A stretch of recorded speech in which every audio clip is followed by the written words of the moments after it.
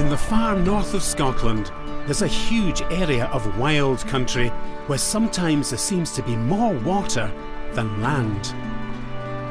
Remote and windswept, this loch-studded landscape is the North's empty quarter and one of the most sparsely populated areas in Northern Europe. But it wasn't always like this.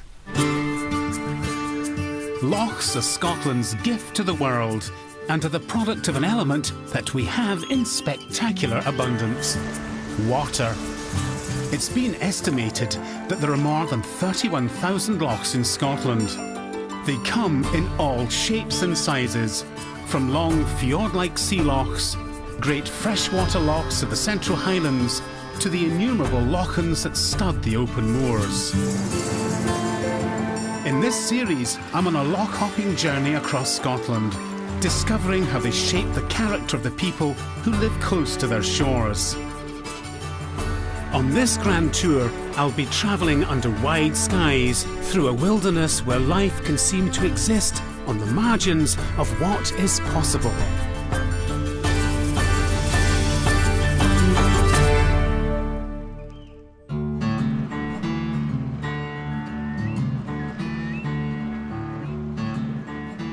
My journey starts with a train ride to a station in the middle of nowhere, goes with the flow across miles of featureless moorland to a river with a glittering past, then loch hops through space and time to discover why people were pushed to the margins. Journey's end is on the shining sands of a tide-swept beach. I'm crossing a vast expanse of country far from any public road, travelling on Britain's most northerly railway line, which connects the towns of Caithness to the cities of the south. This is Altnabrec, one of Britain's remotest railway stations. Now, when you get off the train here, you really are in the middle of nowhere. It's 10 kilometres to the nearest road, 39 kilometres to the nearest supermarket, and a very long way indeed to the nearest pub. Meeting me at the deserted platform at Altnabrec station is retired rail worker Lewis Sinclair, who spent 32 years walking the line, maintaining the track in this lonely corner of the rail network. And when the winter snows hit hard, this is how they kept the trains running in the 1970s. That was them trying to open the track after a big snowstorm. The train had got buried. Good grief. It's completely buried. Completely buried. It would have been over 20 feet at that time. They were stuck on and they put the whole Saturday night, Sunday morning on the train, and then the helicopters came and rescued the people off the train. That's a great shot. That's a snowplow. Yep. Yeah. That's a small plough. That's a small one. That's a small one. And that's a big plough, is it? That's a big plough. Yeah. The depths of the snow there, 15-foot drift. That's the one that got buried. Just. The snowplow got buried? Yeah. Yeah. How would you get it out once you found it? It was dig. Moving hundreds of tons of snow. They had a good big squad. A chain gang. Yeah, a chain gang. Amazing winters in those days. Oh yeah. Oh, they'd be cut off for quite a time here. I remember they were cut off for 6 weeks at one time. Lewis heads home by train, down the track that he tended most of his working life. And I continue my journey by foot through almost unimaginably gloomy weather. The view ahead is obscured by clouds hanging in the treetops, which seem to press in on me from either side. I come at last to the first loch on my journey, Loch Dew, the Black Loch. Dominating the eerie scene is one of the hunting lodges that the station was built to serve. At one time, it was at the centre of a vast sporting estate, but the guns are silent now, and today it's a private house. Despite the grandeur, there's definitely something spooky about this place. And I can't help thinking that the house really would make a great location for a horror movie. So I'll not tarry long on the shores of Loch Dew.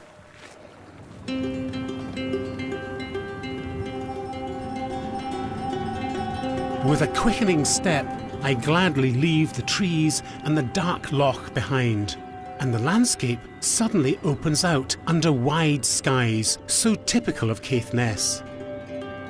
The country here is full of Gaelic place names, a reminder of an earlier way of life, before the coming of the railway and sporting landlords. Now, most of my knowledge of Gaelic actually comes from Ordnance Survey maps. And I happen to know that the loch behind me is called Loch Avulan, which means the mill loch. And the wee burn that flows from it is marked on the map here as Altavulan, or the mill stream, which indicates there would have been a mill here at one time. The question is, where is it? I'm not looking for the remains of a big old-fashioned mill with a large vertical water wheel, but something much simpler. That's because the traditional type of mill used here was a very primitive affair and little changed over many centuries, and was common in Scandinavia, Scotland and Ireland. A simple demonstration can show how even a wee burn like this can be harnessed to turn a millstone. No need for huge water wheels for these Highlanders. Now, as you can see, we spared absolutely no expense in building this replica horizontal water mill. It's basically an axle with some paddles on it, and it works. When it's immersed in the burn here, when it fills up with water, the wheel magically begins to turn, enabling you to grind your barley and your oats or whatever into meal between the two stones that would have been up there on top of the axle.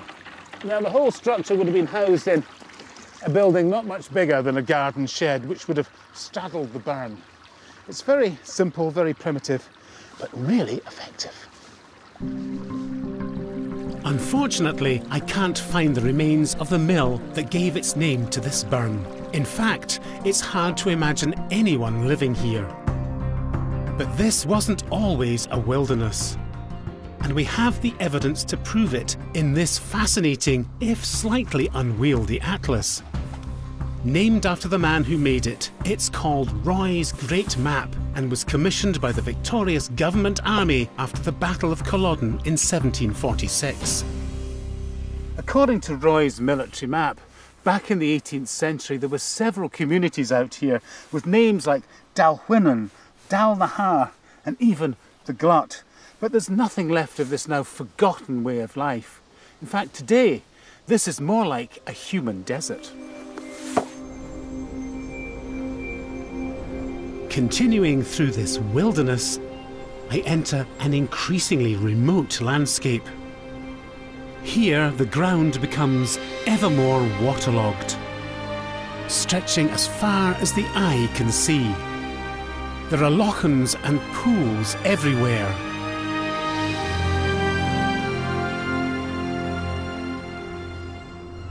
This watery mosaic is all part of a vast peat bog known as the Flow Country.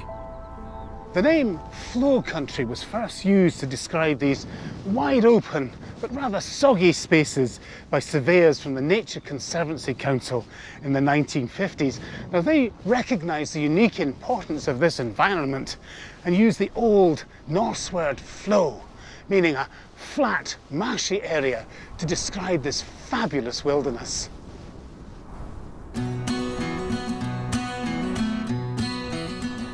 I want to investigate the nature of this vast tract of the Flow Country, which covers a total area of 2,000 square kilometres of northern Scotland. Roxanne Anderson is a scientist who specialises in peat, the stuff that makes up most of what you see out here. Along with her field technician, whose name happens to be Pete, they show me how a peat bog is an accumulation of dead plants that haven't fully decomposed due to the waterlogged conditions. Roxanne, we're standing on blanket bog, so it's smothering the landscape. Absolutely, really. That is the blanket just side. Covering, Yeah. and this is why they're called blankets. It really is just covering the whole landscape. It is the largest blanket bog in Europe and potentially even the largest in the world. So it's really significant. It is. Another aspect that's really significant is the amount of carbon that is stored in the peatlands. This is significant in, for example, Scotland's fight against climate change, because if we have peatland in good condition that enables the carbon to be stored, then it helps to reduce the amount of carbon that's emitted in the atmosphere. Roxanne is keen to show me how the peat not only locks in carbon, but is also a record of the climate in the past. To see into history, peat first takes a core sample of, well, the peat. This is for the top for the 50 centimetres, so you're looking at the most recent vegetation to the oldest. So 50 centimetres wouldn't be, a few hundred years maybe. A few hundred years, but that's amazing. That's incredibly well preserved. And you can still see all the vegetation. And then by the time you get a bit deeper, there's hardly anything at all. Is it completely decayed away? It's much more decomposed, but even at the very bottom you can still find remains of plants, and that's one of the interesting thing about peat, is that if you know how to read it, it's basically like a history book of what happened in this landscape for the last 9,000-10,000 years. And the vegetation over the thousands of years would have changed, would it? Or have you got the same vegetation growing here all that time? It has changed a little bit. About 5,000 years ago, there was a period of the climate that was a bit warmer and drier that allowed pine to rise. Really? But then it got wet again, and so we can see the rise and fall of the pine in the peat as well. So as the climate got wetter, it would have killed off the pine forest? Yeah. Today, this blanket bog is recognised as both an important carbon sink and a very special habitat for flora and fauna. But this wasn't always the case.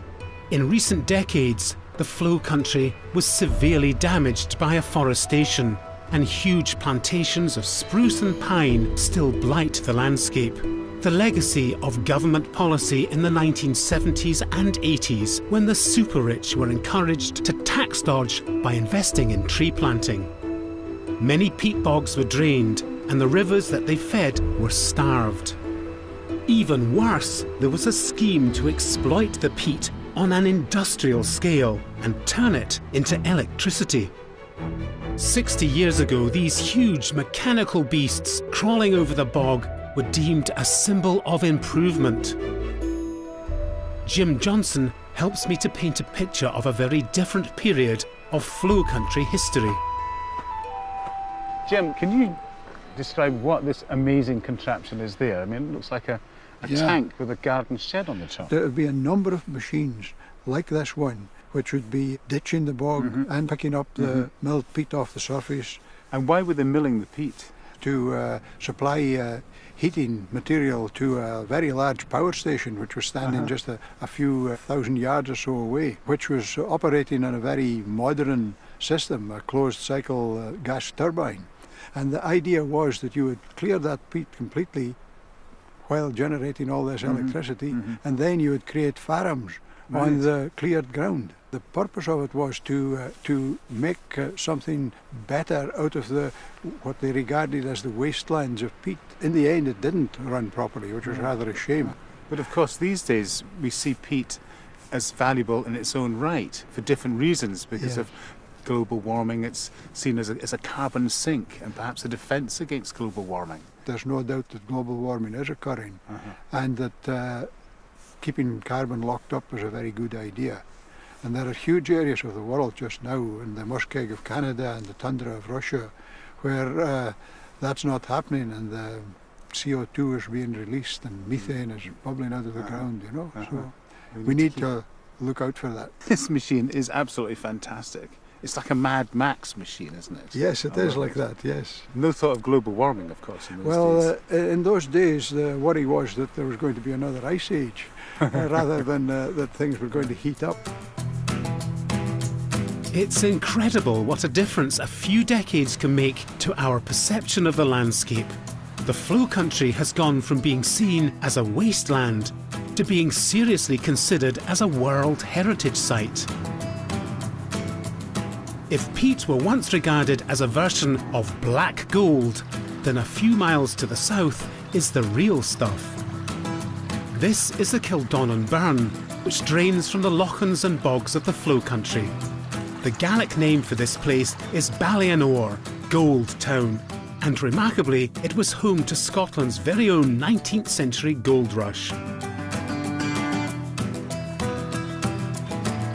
Yvonne Creedy tells me how locals still pan for gold for very special occasions and shows me how it's done.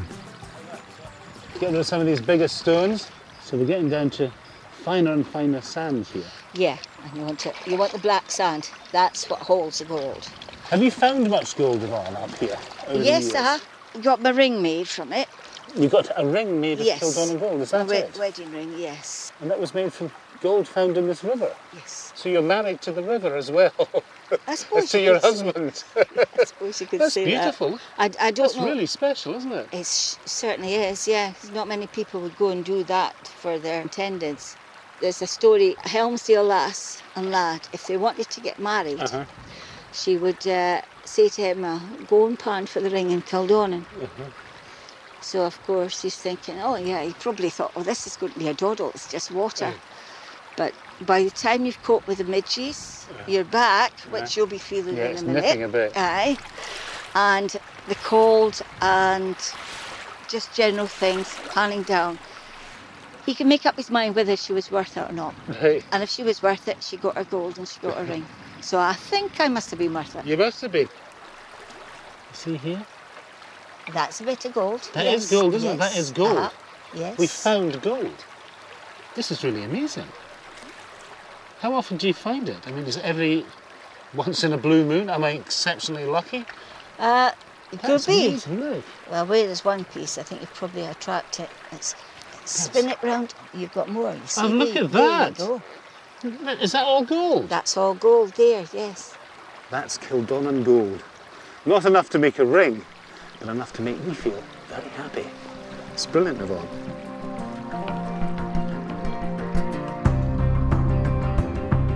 Enriched by the experience and thrilled by my gold find, I head for my next destination, Strathnaver, and the beautiful and melancholy Lochnaver. Walking through Strathnaver is like taking a hike through history. I can't think of a better guide to the area than Roy's old military map. I just wish there was a pocket-sized version of the thing. But it gives an absolutely fascinating insight into what this area was like some 250 years ago.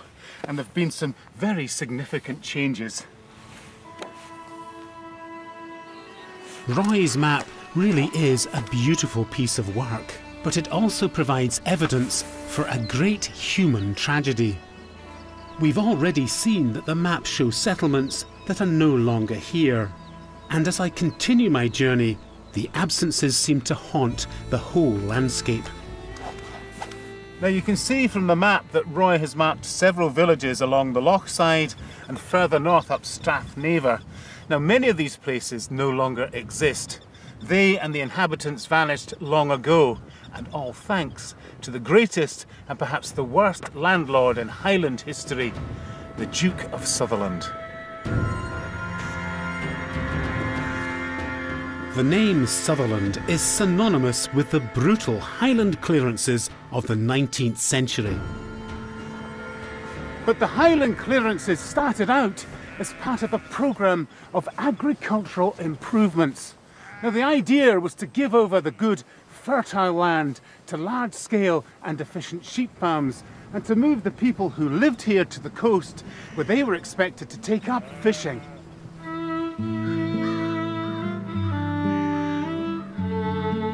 In Strathnaver and across the county of Sutherland, over 15,000 tenants of the Duke were evicted from their homes, all in the name of progress.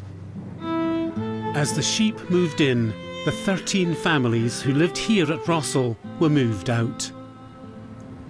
The only evidence that people ever lived here are these few scattered stones, but eyewitnesses from the time reported savage cruelty and destruction on an almost biblical scale. Now this was written by Donald MacLeod, who published a horrifying account of events. All the houses in an extensive district were in flames at once. I counted 250.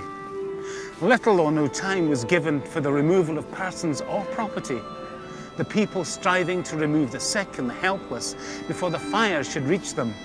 The cries of the women and children, the roaring of the affrighted cattle altogether presented a scene that completely baffles description. As for the Duke of Sutherland and his agents, they described what happened as a benevolent action necessary humanely to order the new arrangement of this country. The legacy of this arrangement continues in the empty wilderness left in its wake.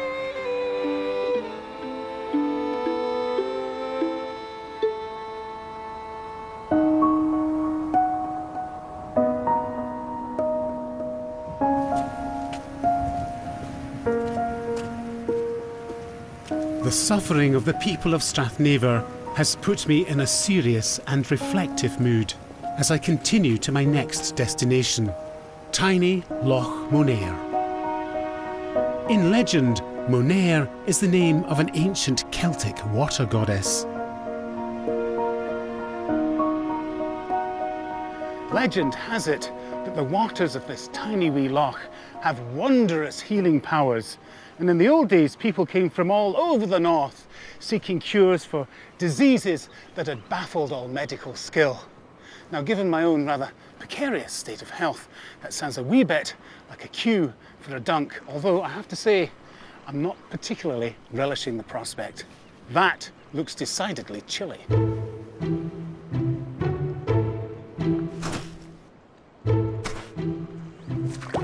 Ooh. I have to say that for a spa resort, Loch Monair isn't what I would have expected. It's totally deserted, and the fabled waters of this northern Lourdes might look blue and clear, but boy, are they chilly.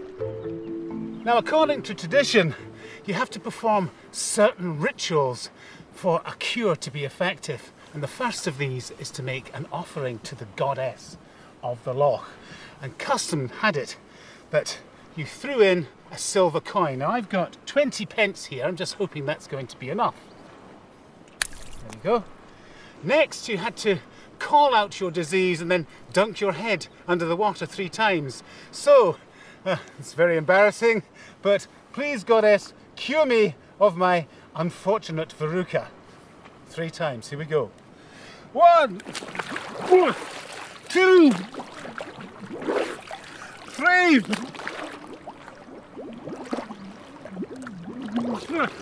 I've actually found something here. It looks like an old coin from a previous visit to the loch.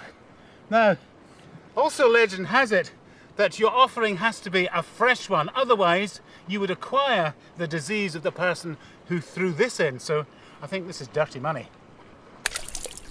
Now, I feel a whole lot better already, and I can feel that verruca rapidly disappearing. Perhaps the experience of chilly Loch Monair has had a positive effect on me after all.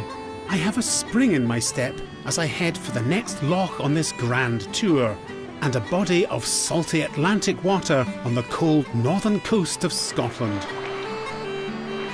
I'm speaking about the Kyle of Tongue, a shallow arm of the sea that splits the land on either side and penetrates into the flow country towards the magnificent peak of Ben Loyal.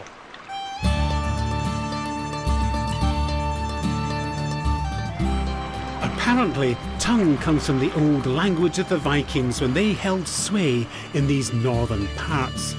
The Norse word tunga means, well, tongue, and refers to the tongue-shaped spit of land that projects across the loch, almost dividing it in two. Today, the tongue carries the road bridge that spans the Kyle.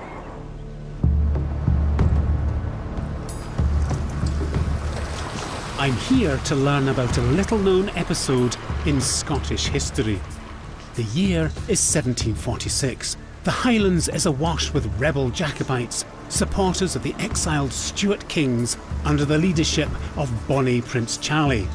Opposing them is the Hanoverian government in London. It's just a few weeks before the culminating action of the whole era, the Battle of Culloden.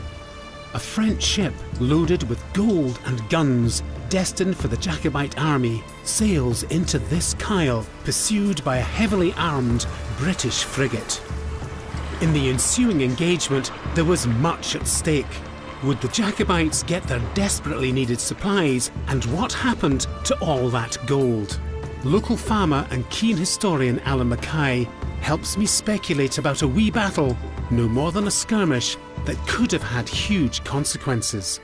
Who knows what would have happened if the gold had got to Inverness? Changed the course of history. Well, I was going to say, because in many ways, what happened here could have been a tipping point in history. Yes. I mean, there's a lot of gold. It was £13,000 worth. So is there any evidence of the battle that took place here? There's cannonballs. Cannonballs? Cannonballs have been recovered. There's around here they were found and stuck into the rock. Into the rock rocks. crevices? There was a cannonball recovered, which I actually happen to have in my hand here. A genuine cannonball fired by, presumably, the Royal Navy, firing at the Jacobites. Good grief. Alan tells me how the Jacobites abandoned their heavily bombarded ship and made a desperate bid to get their precious cargo of gold away from the British soldiers who were in hot pursuit. The two parties met at Loch and this is where the gold was supposedly deposited. Do you think there's gold there? There was a cow appeared in with a gold coin stuck between its cleats and its feet. The coin does exist, I believe, in Dunrobin Castle. Does it? So I think if there's any gold in the loch, they'd have recovered it, the people in the area. I don't think you'd have been sitting thinking there's gold in there, would you? No. I guess you're right. It would have been discovered long ago. Yes. It's an amazing relic you've got here. I've never been so close to Jacobite history before in such a physical, tangible way. It is, It's great. It's a shame about the gold, though. Did it find its way into the community, Well, there was a family which did become very wealthy. Right. And it wasn't my family. It wasn't your family. That's very tragic. It is, yes.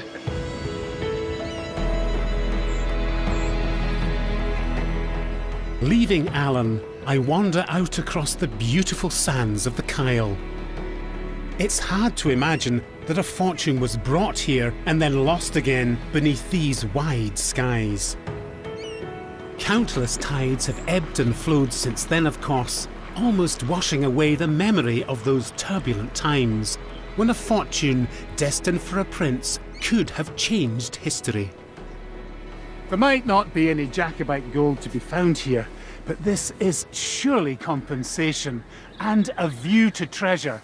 Ben Loyal, in all its magnificence, is absolutely priceless, making this the perfect place for me to end my grand tour through the Flow Country. I'm on the trail of Robert the Bruce for my next grand tour, which takes me to the hidden Lochs of Galloway. Well, transforming that glorious Victorian house room by room. Tonight it's the master bedroom, but no time for rest. Next, last week it was drums. Tonight Tina Weymouth from Talking Heads is on bass with help from Nile Rodgers on BBC 4 now.